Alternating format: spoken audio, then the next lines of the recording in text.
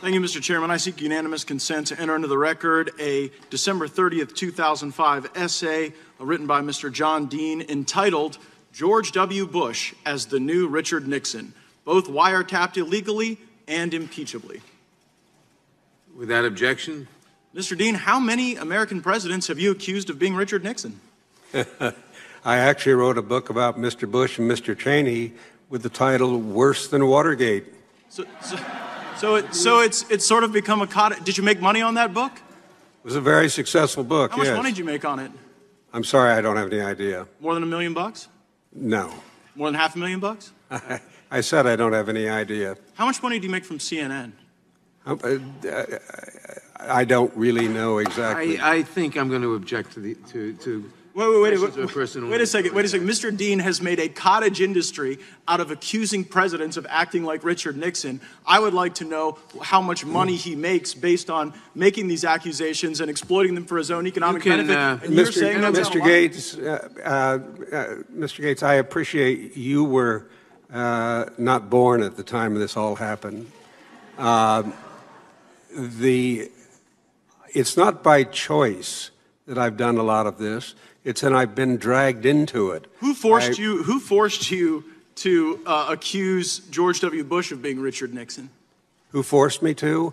It was right after I had spent 10 years in a lawsuit knocking down false statements about what my role had and hadn't been. Well, let's speak now to the truth or falsity of statements. Do you have personal knowledge regarding the truth or falsity of a single material fact in the Mueller report? I think if you recall, the first thing I said, I'm not here as a fact witness. You're here to provide historical context. Exactly. And throughout history, you accuse presidents of acting like Richard Nixon, and you make money off of it, right? Not all presidents, no. No, but a few, more than one. Those who do act like him, I pointed out. Let me ask you this question. How do Democrats plan to pay for Medicare for all? I'm sorry? Well, I figured if we were going to ask you about stuff you don't know about, we'd start with the big stuff. So do you know how they plan to pay for Medicare for all? Who? The Democrats or which candidate? Or can you be more specific? Let's get specific to Nixon, since that appears to be why you're here. Do you believe? Well, actually, Nixon did have a health care plan. Good. You are functionally here as a prop because they can't impeach President Trump because 70% of Democrats want something that 60% of Americans don't. So they're in this no-win situation, and you sit before us here with no knowledge of a single fact on the Mueller report on a hearing entitled Lessons from the Mueller Report. Mr. Gaetz, can I answer your question, please? It's not your time, Mr. Dean. It's my time. So here's the deal, right? We have a false accusation against the President of the United States that he was an agent of Russia. My colleagues on the Democratic side made that accusation. And so where do we go from here? Cruz. Thank you, Madam Chair. You know, there was a time a few decades ago when Democrats and liberals believed in free speech and defended free speech, defended the rights of people who they disagreed with to speak. Unfortunately, far too many of today's Democrats have abandoned any commitment to free speech.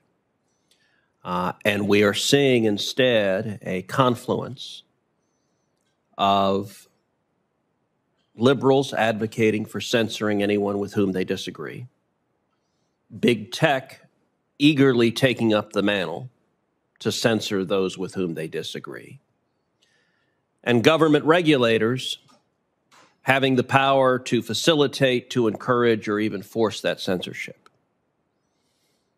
Ms. Sohn, you and I had a good visit in my office. I appreciated your coming by. As I expressed in that meeting, I've got real concerns about your nomination. And my concerns are in the context of the growing calls of the left to have more and more censorship. The Federal Communications Commission has enormous power.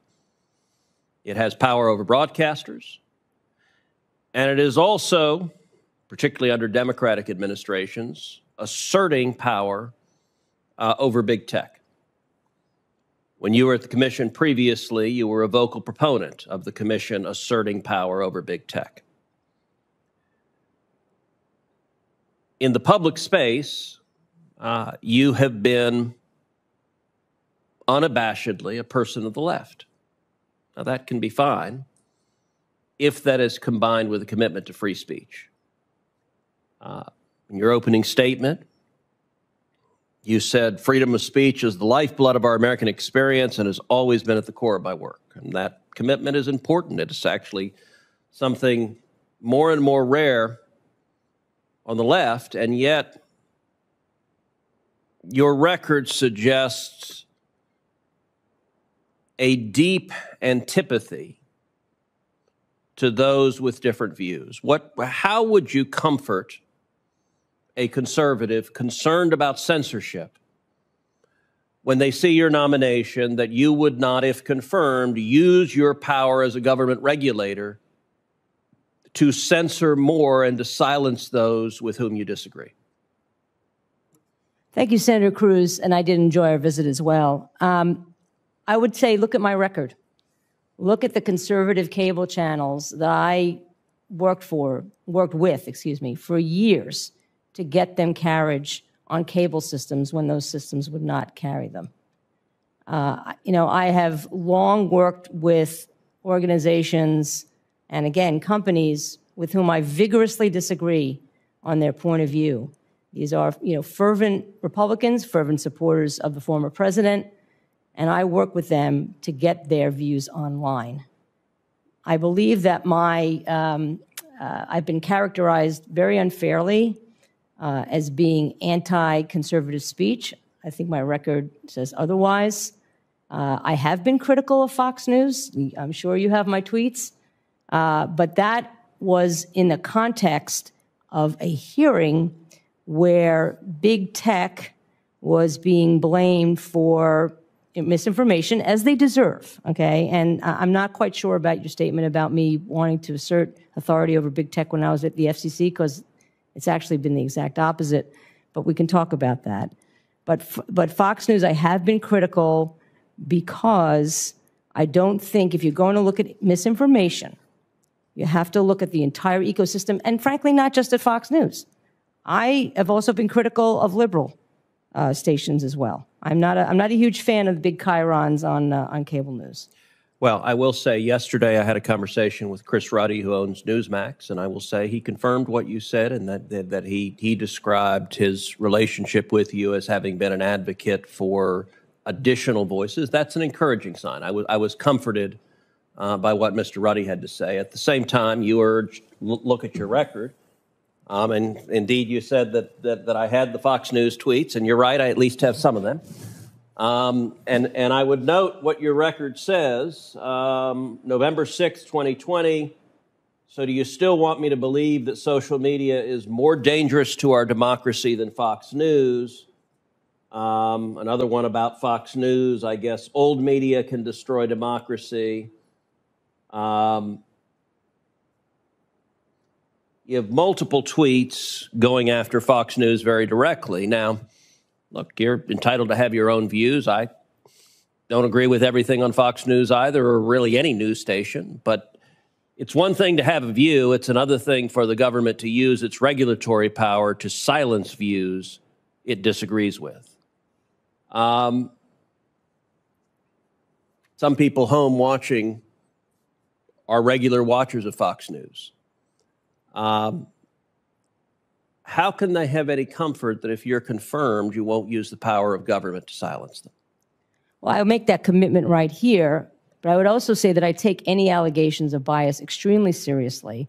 I've been working very closely with the Office of Government Ethics on an ethics agreement, which I've signed, and if there's any question about my bias, I will work with them to determine whether I need to not participate in a proceeding. But I do not believe I'm biased. All of those tweets, I believe, I can't read them all, were in the context of a comparison, usually a Section 230 hearing, between is big, it's not a comparison. I was making the comparison that if you were looking at just big tech, and again, I'm highly critical of them, you also have to look at the other voices in the ecosystem.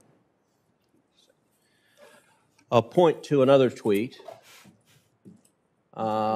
which you said, which is the whole point of the hearing, to work the referees prior to the election so that misinformation, violence-inducing, and hate speech remain unmoderated. It's already worked on Twitter and Facebook over the past few months. Now, what is troubling about this is you are advocating for more censorship. You are advocating, and in fact, you're saying the, quote, working the refs is one of the talking points that Democrats use today to say that anyone defending free speech is working the refs. Well, I guess I don't read it that way. Well, first of all, the tech platforms are under a different regime than the FCC does not have authority over big tech platforms. But under net neutrality, you're trying to assert more power. No, sir. In fact, I've actually been one of the biggest voices against the FCC asserting authority. When the former president tried to make the FCC interpret Section 230, I was extremely vocal that the FCC did not have authority. So you opposed the former president's efforts to protect free speech. No, that's I guess not. Doesn't give. So let me ask you this: Do you believe big tech should be censoring more or censoring less than they do right now? I don't have an opinion on that. I think they need to be more. They need to be more transparent about why they do what they do. I'm not pleased with their moderation either way because you have no idea why they're doing it. Okay, Senator Cruz, thank you so much. Senator Sinema.